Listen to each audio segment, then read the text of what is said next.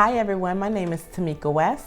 And I'm Oscar West. And we do want to welcome you back to Marriage Works.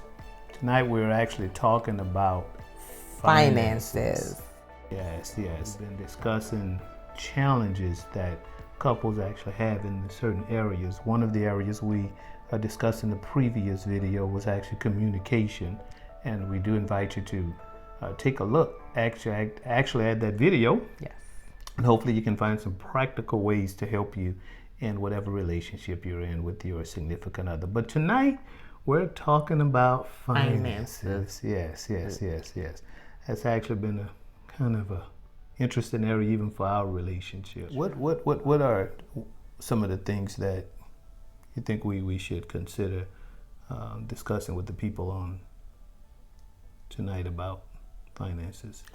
One of the things we can talk about is how some people don't share their financial situation based on the fact that they may be judged by others. That they're scared that the other person may judge them because of how much debt that they might actually be in. Right. So being honest then. Yeah, being honest with yourself as well as with your partner, your significant other. The more honest you are now about your finances, it'll make it easier in the long run with your partner, your significant other. So just be honest. Yeah, completely. Yes. Secret, yeah. And I think especially if you're talking about it, for me personally, it depends on if you're talking about single or married. Okay. Because when I was single, even when I first started dating you, I didn't think I needed to tell you everything about my finances. But I think once you get to the point, I do agree with you, once you get to the point to where you're getting serious and even considering marriage, then yes, you're right. It is time to actually have that conversation. In fact, isn't it amazing how sometimes you can lie to yourself about where you are even financially, that I'm doing okay, and you're in debt over your head. Yeah. True. It's also it's kind of crazy too, because debt is almost sold in our country. I believe that's just my opinion, that it's glorified almost that you actually are in debt. But I like that just to being honest. I heard it suggested that you discuss finances even before getting married. Wow. Yeah, like how much debt a person is in. Before you get married? Yeah, I don't think I found out how much debt you was in until we were married. And I didn't know your credit score before marriage. True. So yeah, that would be conversations to have before. And even they say you shouldn't get married maybe until you're debt free. Yeah, I've heard that. I heard that. Now again, sometimes you don't look at the finances. You fall in love. How we call it that. You have to love a person enough to have those conversations, because what are your plans? Do you want to buy a house? Again, when you're talking about discussing these things before you get married, what are the spending habits like? Because if the spending habits are jacked up, then chances of you being able to get the home or the car, whatever it is that your dreams are, is probably not gonna happen. Wow. Well, I did hear that there are two types of people in the relationship as it relates to finances. One being the penny pincher, like yourself. And then the free spender. I would be the free spender. The other being the free spender. Well, you sounded kind of excited about you being the free spender. So why don't you tell the people what's the characteristics of a free spender? A free spender, such as myself, we like to spend money. Mm-hmm. And spending money meaning you're asking yourself, what budget? Right. Why is there a budget? I'm sorry. Why is there a budget? You were talking. I'm sorry. And so, with that being said, we like to spend money because we had a hard day at work, or we had an easy day at work, because it's Wednesday, because Tuesday. We can save money. It's Monday. Yeah, and so if there's an item on sale for like $29 and I pay $9 for it, I saved $20. I did you a service. Exactly your thoughts, right? Okay. And the penny pincher's idea, basically what the free spender just said, is that they probably jack the price up to get you to go in there to pay that $9.99, to spend more than what you went in there for. And then how are we going to pay the bills or have any big dreams if the money's not there because it's always gone. So pretty much a penny pincher, most of the time, um, sticks with the budget. Most of the time. The problem and the challenge is though now with the penny pincher like myself, and I've just recently learned this as well too, is that sometimes they forget to have a little fun, or even sometimes it may not even make purchases that need to be made because you're more concerned about saving. Kind of like we had to make a pretty significant purchase even for the business, and although it was something I know that was needed, if you wouldn't have been there, I don't think I would have bought it. So I do think that if you can have that conversation in those and have talk about it, that they can actually complement one another as well. That's true. They can complement one another. Okay. And I agree with that because I know you compliment me because you help me to realize that saving is important. Had we not been saving, then we couldn't have made that purchase that we had. So I get that. Correct. And I'm glad you said that because that brings us to another thing I do want to share is that there is a plan. I think sometimes, again, because we're so infatuated with the other person's appearance or whatever else makes us fall for the person that we're with, that we don't talk. Not only we're not honest about finances, but we don't talk about what is our plan, what is our vision. Okay, and so when you talk about vision, you're talking about, are we on the same page as it relates to the joint vision? Right. Exactly like a joint vision. Because what are your plans? What to align your finances in the relationship, to align your financial values, what it is that you value in the relationship. Right. What are retirement goals? Okay. When the last time we talked about that? In fact, that's something that we actually have to look at. I know we're young and everything. At least I'm gonna keep saying that. But what does that look like? Right. And how much money are we gonna save from each paycheck? Yes. Is that one? Oh, absolutely. How much money are we going to save from each paycheck? Because if you don't set that goal, you can say, a lot of times what people will do is they'll set a goal and just say, hey, we're going to save. Well, but then you get it and it's all gone again because you're not putting a name on the money.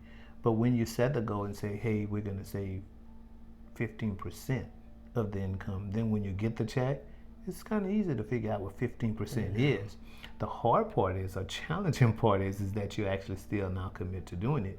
Because as you could remember, we kind of struggle even with that because we have a savings account at the credit union. And I remember when it was a struggle sometimes just to write a check to the credit union. We had to remind ourselves, wait, this is our money. We're saving it because wait, we're writing a check for how much and why? And to be dedicated to doing it just as if it was any other bill that actually is coming in. So right, that's true. And another vision for finances is making big ticket item purchases. Like, are you on the same page as it relates to somebody spending $100 and talking about it versus spending $1,000 and talking about it? So having those discussions before making big ticket purchase items, I think that's yes. Now, yes, you should have a conversation. But again, if that plan is not made, then what happens is if somebody go and spend $100, and it's like, you spend $100 on what? And look, a big ticket item for each couple may be different.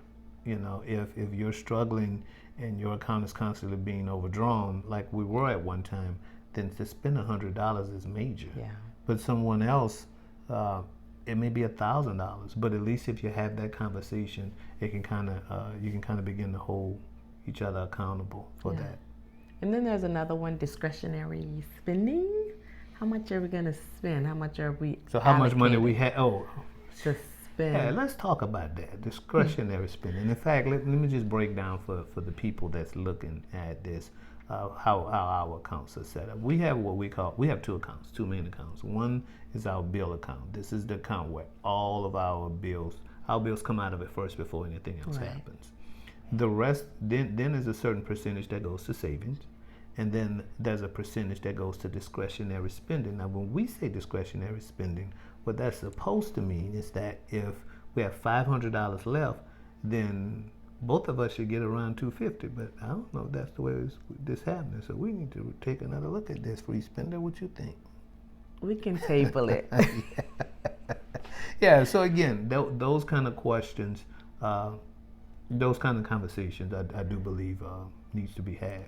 Also, now one thing necessary to communicate and understand our childhood background and our training in finances or lack of training. That's true. How did we view money growing up? Were we trained about it, or were we not trained? Right. I mean, again, my what I knew about finances growing up was, I think when I was 12, we sold cool cups. Oh, frozen cups like icebergs. Oh yeah, you from New Orleans? And New Orleans is iceberg in New Orleans. All right. Well, so that was my probably more dealing with money, other than maybe asking your parents for money. That was how, and I just spent it. I mean, I was glad I bought me an outfit. Well, cool. And likewise with me, I mean, I had a job at about the age of 18, paid my tithes, and then everything else was pretty much. Tithes? Yeah, I didn't pay tithes. I grew up paying tithes. I didn't know what that was when I was growing up, but I thought it all was mine. But okay, yeah, we'll talk about that another time again. But so, because financial literacy that's a real thing. Yeah. The amount of arguments and whether it's because of the mortgage that's not paid, because that puts certain stress. Again, we talk lightly about this and we come lightly because we want to help people to talk about it, to start having these conversations. But this is real. This is real. I talk to people often that's just wondering how they're going to make it, and most of the time it's finances or it's debt that they're just drowning literally in, and it's challenging. It's challenging, but there are a lot of resources that are available. But if we don't even begin to understand by understanding that maybe we didn't have the training, then we won't understand maybe why it's so much needed now. Understood. Yeah. So emotions is all tied up, and finances can be really. Oh yeah. People. Oh. Wow. Yeah. So basically, have that financial talk with your significant other, your spouse. It could be a challenging conversation, but it's necessary. It's necessary, and again, when you start talking about what it is you do want together, and setting those goals, write it on paper, put it on your computer or whatever, and that way you can start moving. But it is possible, I think what I would like to leave the listeners with and the viewers with on this today is, remember too, is also a process. So don't expect change to happen overnight. It's a process, but again, if you have that joint vision written and you have something to look forward to, then you can make it, and you're going to make it with God's help. So listen, I want to invite you to please do subscribe, share it with someone else that you think that this may even be a help to. My wife and I, we need to go talk about this discretionary spending some more. And remember, marriage works. Marriage does work.